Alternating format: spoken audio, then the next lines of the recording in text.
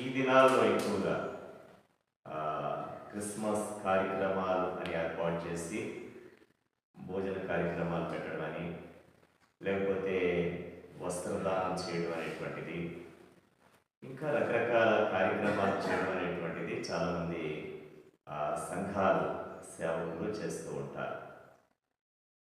అయితే అది ఏ మనసుతో చేయాలంటే బైబిల్ అంటుంది, బీదలను కనికరించేటువంటి వారుగా మనం చేయాలి. అప్పుడే మనం దేవునికి అప్పించినటువంటి వాళ్ళం కాగలం. దేవునికి అప్పిస్తే అది మరలా మనకి నూరంతులుగా తిరిగి వస్తుంది అన్నమాట. దేవుడు ఎప్పుడు అన్యాయస్తుడు కాదు. మనం ఎవరి మీదైనా జాలి పడినప్పుడు, కనికరపడినప్పుడు ఖచ్చితంగా ప్రియులారా దేవుడు మరలా తిరిగి నూరంతుల ఫలాన్ని మనకు దయచేసేటువంటి వాడు. ఆయన అన్యాయస్తుడు కాదని బైబిల్ చెప్తాము. అందుకే అక్కడ క్రింద మాట ఏమంటాడు, వాని ఉపకారములకు ఆయన ఏం చేస్తాడట, ప్రత్యుపకారం చేస్తాడట.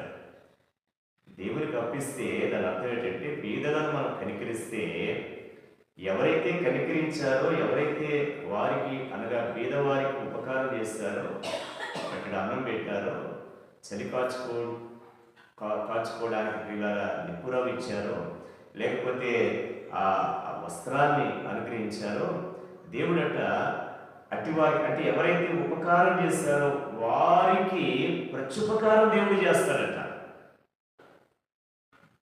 మనుషులు గారు చేసేటువంటిది. చాలా సమయాల్లో మనం ఏం చేస్తామంటే, మనం ఎవరికైనా ఉపకారం చేస్తే మళ్ళీ వాళ్ళ దగ్గర నుంచి మనం ప్రత్యుపకారం పొందుకోవాలని మనం చూస్తూ ఉంటాం. కానీ దేవుడు ప్రత్యుపకారం చేసేటువంటి దేవుడు, తిరిగి మళ్ళా ప్రియారా రెట్టింపు ఇవ్వగలిగినటువంటి దేవుడు, తిరిగి మళ్ళా మనలను ఆశీర్వదించగలిగినటువంటి దేవుడు.